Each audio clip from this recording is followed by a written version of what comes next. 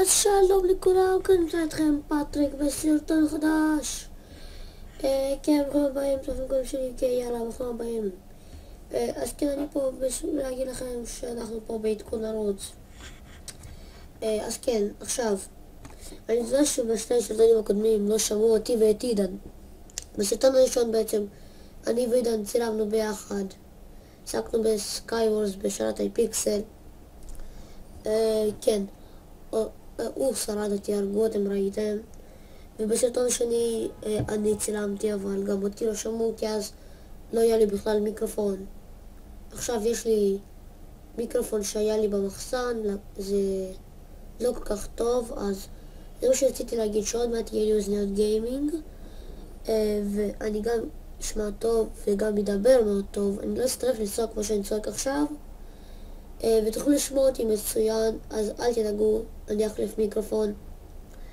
ובעוד עניין, איך עשיתי את זה? אז תשאלו את עצמכם. אם אתם רוצים לדעת איך עשיתי את זה, לייק, סאב. את הסקין שלי ככה עומד, עם גרזן שאפילו לא נמצא במיינקראפט, וככה. אז כן, אם אתם שואלים איך עושים את זה, אם תרשמו לי בתגובות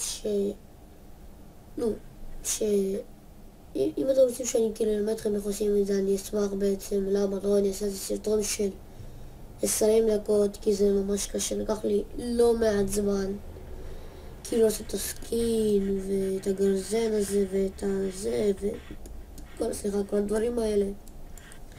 אז כן, אם זה באמת מה שמעניין אתכם, אז אין לי שום בעיה לעשות את זה בשבילכם, כדי שלכם גם יהיה את זה לערוץ שלכם, לתמונות שאתם רוצים לעשות את זה.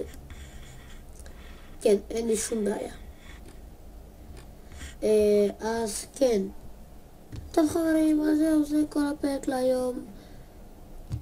נ"ב, אני ועידן מתחילים לצלם תוכנת צילום חדשה שקוראים לה בנדיקאם, שאותה יש לנו לתמיד, ופרסתי אותה לתמיד.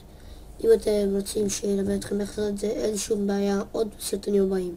אז כן, סאב ולייק ויאללה ביי.